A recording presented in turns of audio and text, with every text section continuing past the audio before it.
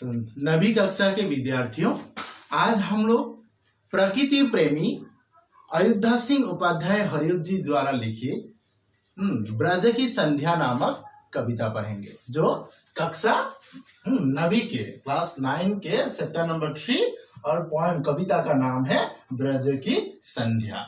तो ब्रज की संध्या जो कविता है वो अयोध्या सिंह उपाध्याय हरियुग जी ने लिखा है, जो एक प्रकृति के वर्णन करने के सिलसिले में लिखा गया है। और कहाँ का प्रकृति का वर्णन? जो ब्रज नामक जो जगह है जहाँ पे श्री कृष्ण की बाल लीलाएं जो बीती हुई थी, तो उस ब्रज के बारे में यहाँ वर्णन किया है कि ब्रज में शाम के समय जिस तरह धीरे धीरे सूरज ढलने लगते हैं, उस समय ब्रज में किस तरह से सुंदरता बढ़ती है या ब्रज की किस तरह से एक वातावरण है, उसको दिखाने के लिए उन्होंने यहाँ पे ब्रज की संध्या नामक एक कविता की रचना की, जिसको हम लोग आगे पढ़ेंगे। और हम लोग मूल विषय पर, अभी मूल कविता के ऊपर जाएंगे। विद्यार्थियों, तुम लोग किताब निकाल के आप लोग देखते जाइएगा। तो दिवस का अवसान समीप था, गगन था कुछ लोहित हो चला, तरु शिखा पर थी अब राजती, कमलिनी कुल वल्लभ की प्रभा। पहले जो पंक्तियां हैं यहाँ पे बोला गया है कि दिवस, दिन जो है समाप्त होने वाला था और धीरे धीरे सूरज की जो किरणें हैं वो लाल पड़ने लगे थे। और ये जो लालिमा है सभी और आसमान से लेकर पूरे धरती पे धीरे धीरे प्रकाशमान होने लगा। फिर तरु शिखा पर भी मतलब पेड़ पौधों के चोटियों एकदम ऊपर के शिखर पर भी ये जो लालिमाएं हैं वह गिरने लगे या विराजमान होने लगे। और ये जो सूरज की जो लालिमाएं हैं ये सभी और धीरे धीरे फैलती गई। सेकंड पंक्तियां में कि विपिन बीच विहंगम बिंद का कल निनाद विवर्धित था हुआ, ध्वनिमय विविधा विहगावली उड़ रही नव मंडल मध्य थी। तो यहाँ पे पहले पंक्तियां में उन्होंने आसमान की और सभी और विराजमान होने की बात कही, और सेकंड पंक्तियां में उन्होंने कहा कि जंगल के सभी और ये जो लालिमाएं हैं, सूरज ढलने के वक्त जो लाल जो किरणें वो सभी और धीरे धीरे फैलने लगी। और उस जंगल में क्या सुनाई देने लगे? तो विहंग मतलब पक्षियों का जो कलकलाहट है, पक्षियों की जो चहचहाहट है वो धीरे धीरे सुनने को मिला। और ये जो पक्षियां हैं वो धीरे धीरे उड़ के एक लाइन की तरह, एक पंक्तियां की तरह वो उड़ के जंगल की ओर बढ़ने लगा। क्योंकि दिन भर खाने की तलाश करने के बाद शाम के समय हर पक्षी अपने घर के वापस के लिए वो लोग जा रहे थे। वो भी एक पंक्तिबद्ध होके, मतलब पूरी डिसिप्लिन के साथ, अनुशासन के साथ सब लोग अपने घर की ओर आ रहे थे। और ये लोग पक्षी लोग जो है एकदम जब शाम के समय आते हैं, एक मधुर एक आवाज देके एकदम चहचहाते हुए आते हैं, जो हम लोगों को कभी कभी सुनाई देते हैं और हम लोग भी आनंदित हो जाते हैं।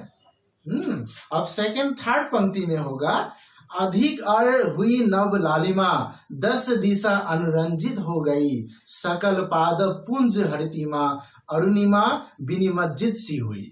तो यहाँ पे बोला गया है कि ये जो सूरज की लालिमा है वो धीरे धीरे और भी बढ़ती गई, क्योंकि धीरे धीरे रात की और मतलब सूरज धीरे धीरे ढलते जा रहे थे। सूरज की जो लालिमा है वो भी धीरे धीरे बढ़ता गया और वह सभी दिशा 10 दिशाओं में वह विराजमान होने लगा। और साथ ही साथ पेड़ पौधों में ये पूरा छा गई। और ये जो सुंदरता है बड़े ही मनमोहक लग रहे थे, क्योंकि ये प्रकृति घन जंगल में जो ये सूरज की जो लालिमा धीरे धीरे फैलती गई, उसमें एक चमक निकलने लगी और पूरी प्रकृति, पूरी जंगल जैसे एक सुंदर वातावरण से निमज्जित हो गए।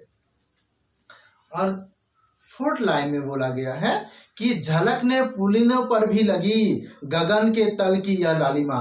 ये आसमान की नीचे की जो ये लालिमा है वो खाली आसमान में या ये पेड़ पौधों में, जंगलों में ही नहीं, बल्कि नदियों की नदी तालाबों के किनारे भी ये धीरे धीरे जो लाल जो लालिमा है वो धीरे धीरे फैलने लगी, जिसके कारण वो जो वातावरण है उसमें और भी सुंदरता आ गई। ऐसे ही तालाबों के जो किनारे या नदियों के जो किनारे में जो शाम के जो समय है, इवनिंग का जो समय होता है, बड़े ही मनमोहक होता है। और उसी समय अगर ये सूरज का जो लाल किरणें हैं वो फैली हुई हो तो और भी सुंदरता से भर जाते हैं। और ये जो खाली ये सूरज ये तालाबों के किनारे नहीं बल्कि सरी सरोवर के जल में पड़ी वो नदियों के पानी में भी ये जो लाल किरणें हैं वो गिरने लगी या फैलने लगी।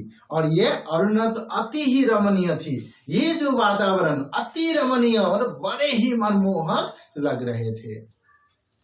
अचल के शिखरों पर जा छरी किरण पादव शीश विहारिणी। ये अब और फिर कभी बोलने लगे, ये पर्वतों के शिखरों पर भी जा पहुंची।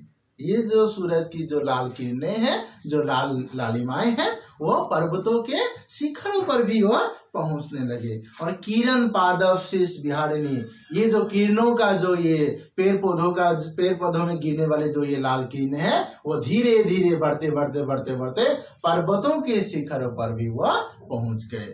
और तरनी बिंब तिरोहित हो चला गगन मंडल मध्य चने चने, मीन्स धीरे धीरे पूरे गगन पूरे धरती धीरे धीरे क्या है और भी गहरी लालिमा से ग्रसित हो गई और धीरे धीरे शाम की ओर बढ़ गई और धीरे धीरे संध्या समय आने लगे। मतलब और इतने सुंदर लाल किरणों के लालिमाओं से सज्जित होने के बाद धीरे धीरे संध्या की ओर आगे बढ़ी। और उसी समय संध्या समय होते ही ब्रज में ध्वनिमय करके गिरी कंदरा, पर्वत की गुफाएं ध्वनिमय करके, कंदरा का मतलब है गुफाएं, तो ब्रज की वहां पे ध्वनिमय मतलब एकदम साउंड पूरे एक उच्चारण के साथ धीरे धीरे क्या होने लगा, पर्वत के जो गुफाएं हैं उसमें भी एक साउंड एक ध्वनिमय होने लगा। किसका ध्वनिमय होने लगा? कलित कानन केली निकुंज को। उस समय सुंदर ब्रज के उद्यानों में, ब्रज के जंगलों में, घना जंगल जहाँ पे लताओं से ऐसे आवृत घने जो जंगल है, सुंदर जो वन है वहां पे, और वहां ब्रज की जो पर्वतों की गुफाएं हैं वहां पे भी एक स्वर एक ध्वनि आने लगे। कौन सा ध्वनि? बज उठी मुरली इस काल घी। तो उसी संध्या के समय ब्रज में बांसुरी के जो आवाज है, बांसुरी की एक आवाज मधुर, श्री कृष्ण की जो बांसुरी की आवाज तो बड़े ही लाजवाब होते हैं, वह कहाँ गूंजने लगी? वह ब्रज के पर्वतों के गुफाओं पर और वहां के घने जंगलों में एक मधुर बांसुरी की जो आवाज है वह गूंजने लगी। और तरनित जा तत्रांजित कुंज में, और ये जो कुंज में, ये जो जंगल में बड़े ही एक मनमोहक ध्वनियों के साथ ये संध्या विमज्जित होने लगा, अर्थात बड़े ही मनमोहक लगने लगा, जो किसी भी व्यक्ति किसी को भी मोहित करने के लिए जो पर्याप्त है। तो यहाँ पे ये प्रकृति प्रेमी जो कवि हरियुग जी ने ये ब्रज के संध्या के बारे में और सूरज की जो लालिमाएं हैं, शाम होते होते सूरज ढलने के समय किस तरह से ये जो लालिमाएं हैं ये प्रकृति को, पूरे धरती को किस तरह से एक मनमोहक बना लेते हैं, उसके बारे में वर्णन करते हुए साथ ही उन्होंने ये भी कहा कि जो श्री कृष्ण की जो बांसुरी है संध्या होते ही सूरज के लालिमा ढलने के बाद पूरे ब्रज में जंगल गुफाओं में गूंजने लगते हैं और ये बड़े ही मनमोहक लगते हैं। Thank you.